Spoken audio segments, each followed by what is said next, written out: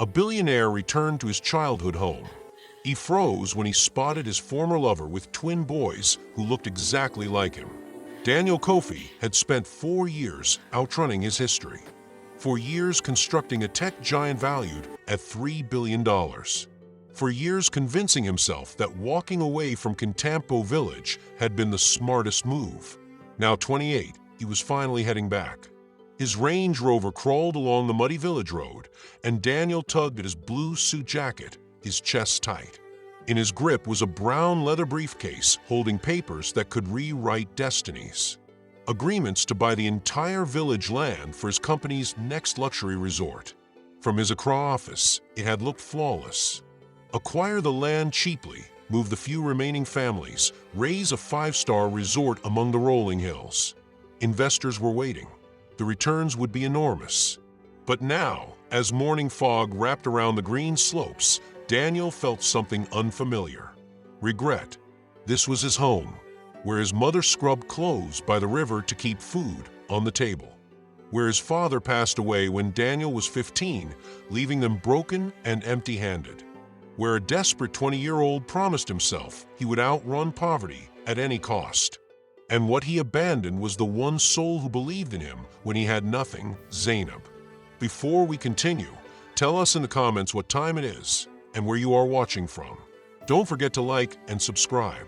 Now let's get back to our story. For years earlier, Daniel had won a scholarship to study computer science at the University of Ghana. It felt unreal, his single door out of hardship. The night before his departure, he and Zainab sat beneath the stars, whispering dreams of tomorrow. "I'll come back for you," he promised. "Once I build something real, I will return and we'll build our life together." Zainab trusted every word he said. She had kissed him farewell with tears sliding down her cheeks, promising she would wait. But Accra rewrote the story. Chances appeared overnight. Internships, meetups, startup contests. In his first year, Daniel released his debut app. By the second, he was a millionaire. By the fourth, a billionaire. He called Zainab a few times at the beginning, but the talk slowly turned strained. She spoke of village routines, harvests, familiar faces, simple days. He talked about software, investors, contracts. They were no longer living the same life. Eventually, the calls faded. Daniel kept telling himself he would return soon, but there was always another meeting, another deal, another excuse to delay. He convinced himself Zainab had moved on too. Maybe she had married someone from a village, believing that was easier than admitting the truth that he had left her behind. Now he had returned, not to keep his promise, but to wipe the village off the map. "I'll walk from here," Daniel told his driver as they reached the village gate. He needed to face it himself before the machines arrived. He stepped into the cool morning air, his polished shoes sinking instantly into the soft mud. The village felt smaller than memory, more worn down. Fragile wooden huts with sagging thatched roofs clung to the hillside. Narrow paths choked with grass twisted between them. As Daniel moved forward, memories rushed in. The spot where he played as a boy, the river where his mother worked. With every step, the burden of his plan grew heavier. Then he noticed it. The aging wooden shack at the village edge. Its walls were cracked and beaten by time, the roof barely holding on. His chest tightened. That was Zainab's family house. But what froze him in place was the figure at the doorway. A woman in a beige top and blue jeans, long braids falling past her shoulders. She held 2 toddlers, one dressed in gray, the other in pale yellow, both gripping her tightly with small, fearful hands. Even after 4 years, even from afar, Daniel recognized that face. Zainab. Their eyes locked across the clearing, and the color drained from her face. She clutched the doorframe to steady herself, pulling the children closer as if shielding them, like she was staring at a ghost. Daniel moved before his mind could catch up. His legs carried him toward the shack, his pulse crashing in his ears, the briefcase in his hand suddenly unbearably heavy. "Zainab," he whispered when he was close enough to see her clearly. She had changed. Older, worn, thinner than the girl he remembered. But her eyes had not changed. The same eyes that once held only love now looked at him with shock and something darker. fear, anger. She said nothing, only stared. Then Daniel's eyes dropped to the children in her arms. Two little boys, identical twins, no more than 3 years old. Their faces were round, their eyes bright and curious, and something about them made his breath hitch. The child in gray had his nose. The one in yellow wore his eyebrows. Both shared his mouth, his jaw, his ears. They were unmistakably his. Zainab. Daniel's voice broke. Whose children are these? Her eyes brimmed with tears.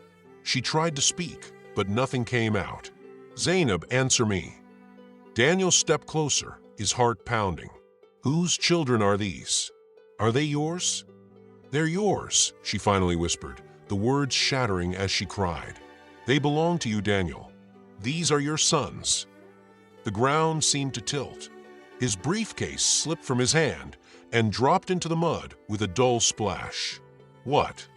Malik and Emmanuel, Zainab said softly, pressing a kiss to each child's head. Your sons. They're 3 years old. 3 years old, Daniel murmured.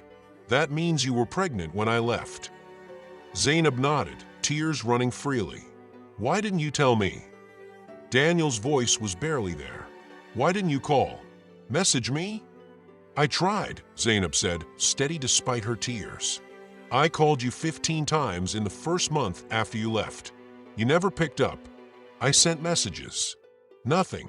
Then people in the village said you were already with another woman in the city. Daniel felt nauseous. There had been someone. Brief. Meaningless. But it had been enough.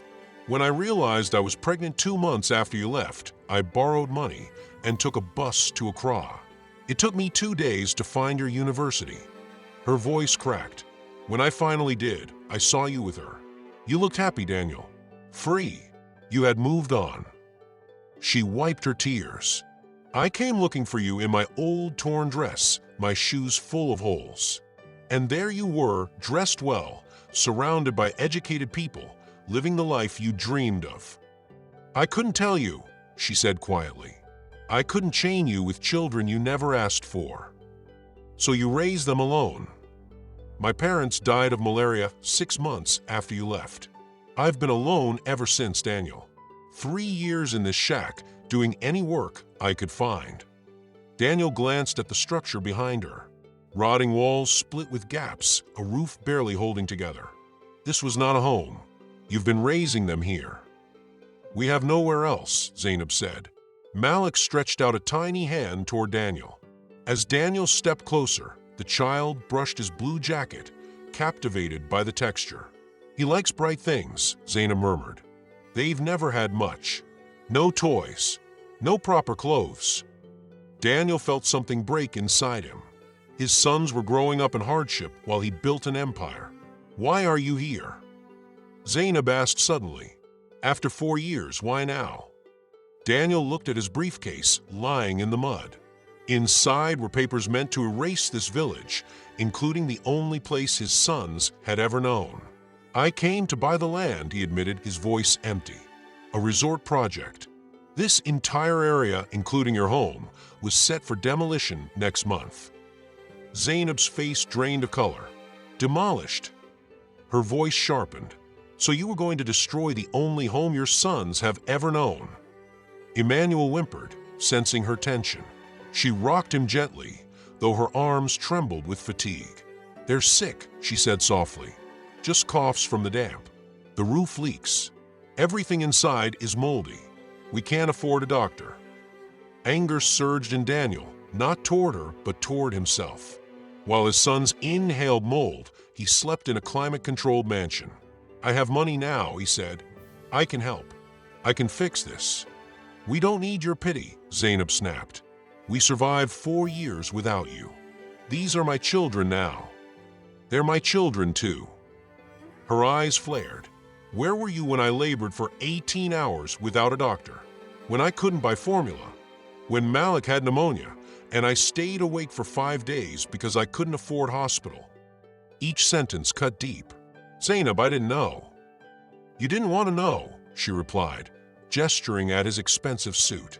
Malik wrapped his small fingers around Daniel's hand. The contact sent a jolt through him. "Tell me about them," Daniel said quietly. "Please." Zainab's anger softened.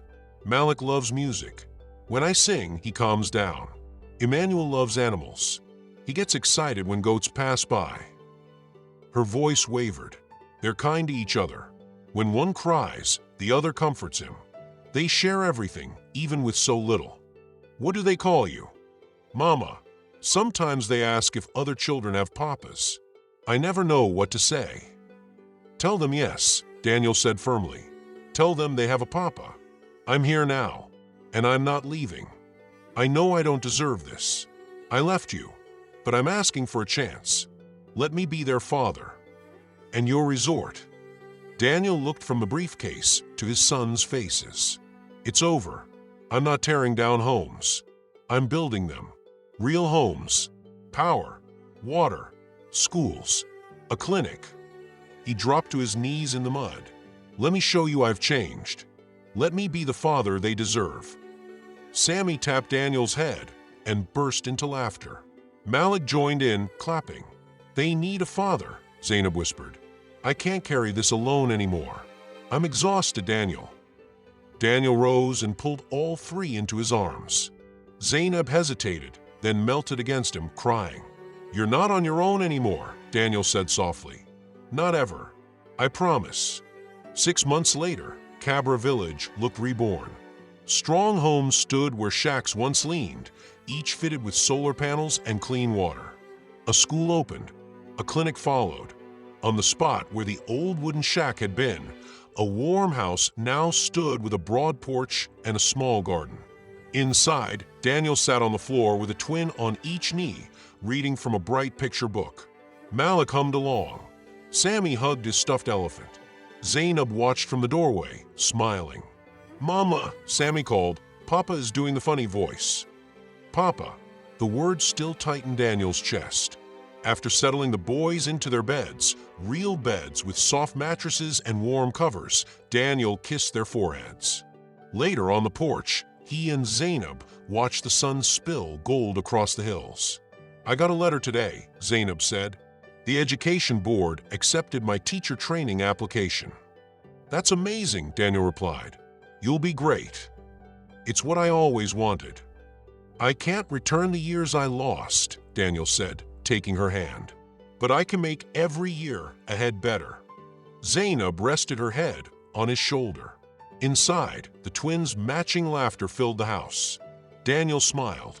He had built a fortune, earned billions. But 6 months earlier, kneeling in the mud and seeing his sons for the first time, he learned what success truly meant. Not numbers in an account, but hearing his children call him Papa. Seeing Zainab smile when he came home. Becoming the man who no longer ran. The billionaire had finally come home, and this time he was staying. If this story touched you, please like and subscribe.